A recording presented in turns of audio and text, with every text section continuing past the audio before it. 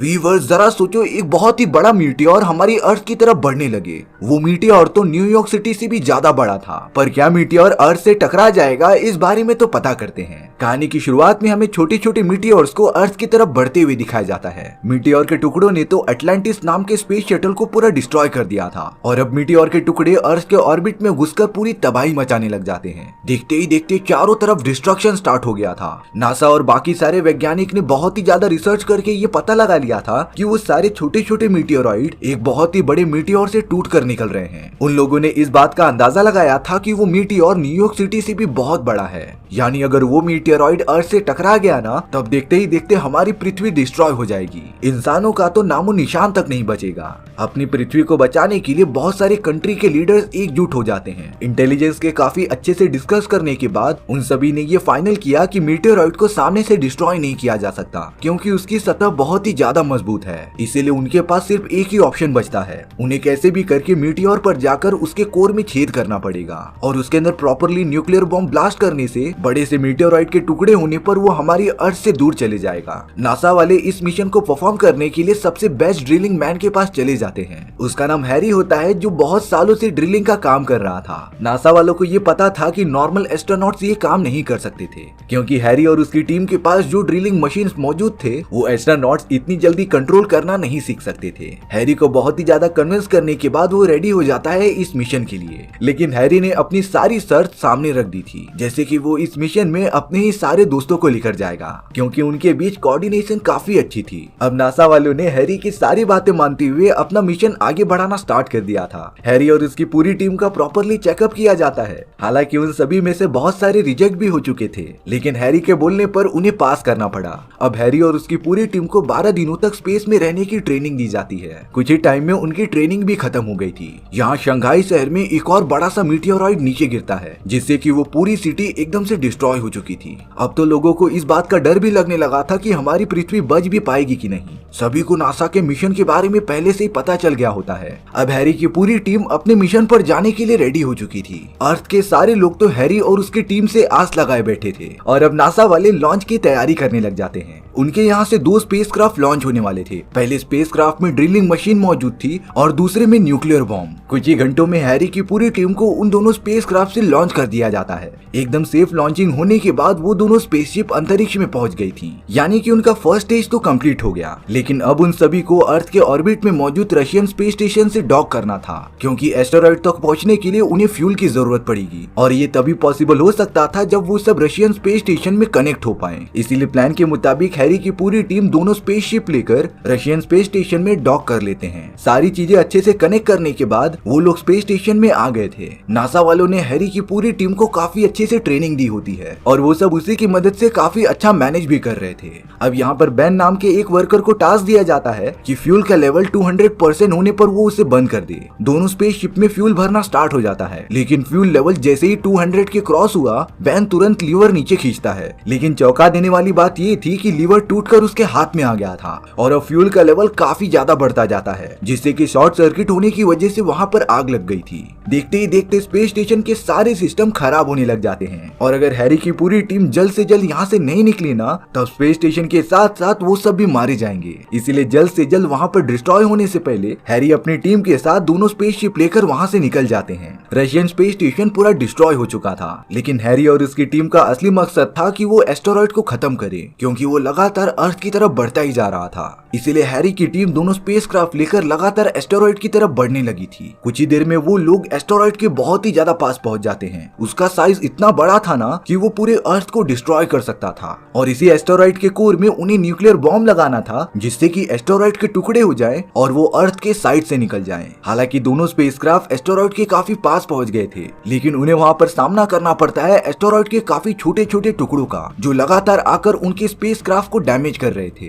तभी अचानक से एक स्पेसक्राफ्ट का इंजन पूरी तरीके से काम करना बंद कर देता है और अब एस्टेरॉइड के पार्ट से टकराने की वजह से उनका स्पेसक्राफ्ट लगातार एस्टेरॉइड के ऊपर गिरने लगा था। वो तो नीचे जाकर पूरा डिस्ट्रॉय हो जाता है। उस स्पेसक्राफ्ट में बेन और बाकी टीम मेंबर्स भी मौजूद थे, लेकिन बेन जब होश में आता है तब उसने देखा कि कुछ टीम मेंबर्स मारे गए हैं, लेकिन अब उन्हें कैसे भी करके अपना मिशन कंप्लीट करना पड़ेगा। बेन तो बचे हुए लोगों के साथ टारगेटेड पॉइंट पर चले जाता है, जहां पर उन्हें ड्रिलिंग करके न्यूक्लियर बॉम्ब डालना था। लेकिन अभी भी हैरी जो अपने दोस्तों के साथ दूसरे एयरक्राफ्ट में मौजूद था, वो लोग बेन के पास अभी तक पहुंचे नहीं होते हैं। और अब कुछ ही देर बाद हमें हैरी और उसकी बाकी टीम को भी दिखाया जा रहा था जो उस बड़े से एस्टेरॉयड पर लैंड हो चुके थे। लेकिन हैरी को पता चलता है कि वो लोग अपने टारगेटेड पोजीशन से 50 किलोमीटर दूर हैं। इसीलिए कोई दूसरा ऑप्शन ना होने की वजह से हैरी की टीम ने ये डिसाइड किया कि वो यहीं पर खुदाई करना स्टार्ट कर देंगे। जब वो लोग खुदाई के लिए ड्रिलिंग मशीन निकालते हैं तब उन्हें एहसास हुआ कि एस्टेरॉयड की सतह बहुत ही ज्यादा स्ट्रॉन्ग है। एस्टेरॉयड की थिकनेस का अंदाजा हम इस तरह लगा सकते हैं कि जब ड्रिलिंग मशीन ने खोदना स्टार्ट किया तब उनके ड्रिलिंग टूल्स टूटने लगे थे। हैरी की टीम इतना तो समझ गई थी कि खुदाई करना आसान नहीं होने वाला। अब उन सभी का नासा वालों के साथ रूटीन चेकअप के लिए कनेक्शन होता है, जिसमें बताया जा रहा था कि प्लान के मुताबिक हैरी की टीम को अब तक खुदाई करना स्टार्ट कर देना चाहिए था, लेकिन वो लोग तो 1 मीटर तक भी नहीं खोद पाए थे।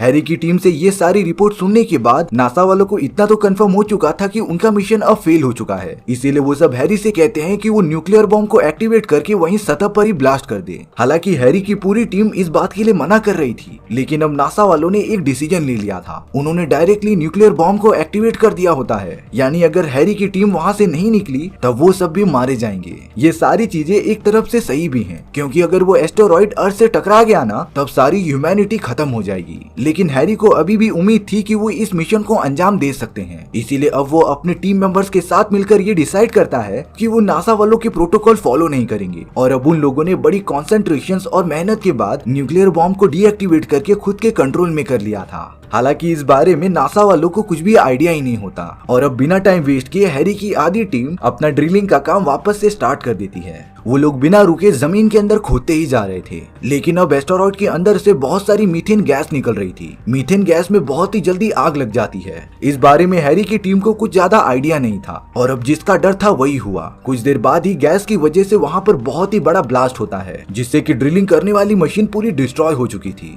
उसमें हैरी के बहुत सारे साथी मारे भी जाते हैं। ड्रिलिंग मशीन डिस्ट्रॉय होने की वजह से हैरी के पास और कोई भी ऑप्शन नहीं बचा था। ये सारी बातें जब नासा वालों को पता चलती हैं तब सभी लोगों ने होप छोड़ दी थी। अर्थ पर रहने वाले सारे लोगों ने अपना अंत डिसाइड कर लिया था। इस मुश्किल समय में किसी को भी अपना जात धर्म समझ नहीं आ रहा था और अब पृथ्वी के नसीब में जो भी लिखा होगा वो तो होकर ही रहेगा। तभी एस्टेरॉयड का एक बड़ा सा हिस्सा पेरिस पर आकर गिर जाता है। देखते ही देखते पूरा पेरिस तबाह हो गया था, यानी कि वो बड़ा सा एस्टेरॉयड अर्थ के काफी पास आ चुका है। अब हमें उस एस्टेरॉयड पर बेन दिखाया जाता है जो अपने साथियों के साथ रोवर की मदद से हैरी को ढूंढ रहा था। कुछ देर बाद उनके सामने एक ऐसा मोड़ आ जाता है जहाँ से कोई रास्ता ही नहीं था। इसीलिए अब वहाँ से निकलने के लिए बेन ने अपने रोवर के थ्रस्टर्स का यूज किया, जिससे कि उनका रोवर हवा में तेजी से उड़ने लगा होता है। और अब उन लोगों ने बहुत ही कम टाइम में काफी ज्यादा दूरी तय कर ली थी। थोड़ी देर बाद बेन को हैरी मिल भी जाता है। हैरी बेन को देखकर बहुत ही ज्यादा खुश हो गया था, क्योंकि उनके पास अब एक और ड्रिलिंग मशीन मौजूद होती है और अब बिना टाइम वेस्ट किए वो सब जमीन के अंदर खोदना स्टार्ट कर देते हैं। देखते ही देखते उन लोगों ने 800 फीट तक खड्डा कर दिया था। बेन तो ड्रिलिंग मशीन को काफी अच्छे से संभाल रहा होता है। हालांकि जमीन में से अभी भी मीथेन गैस निकल रही थी, लेकिन वो सब ड्रिलिंग करना रोकते ही नहीं, जिससे कि न्यूक्लियर बॉम्ब को ऑटोमेटिकली कंट्रोल करने वाला सिस्टम खराब हो चुका था। जिसका मतलब ये था कि अब न्यूक्लियर बॉम्ब को मैन्युअली ही कंट्रोल किया जा सकता था, यानी किसी को न्यूक्लियर बॉम्ब के साथ रुकना पड़ेगा जो उसे एक्टिवेट करेगा।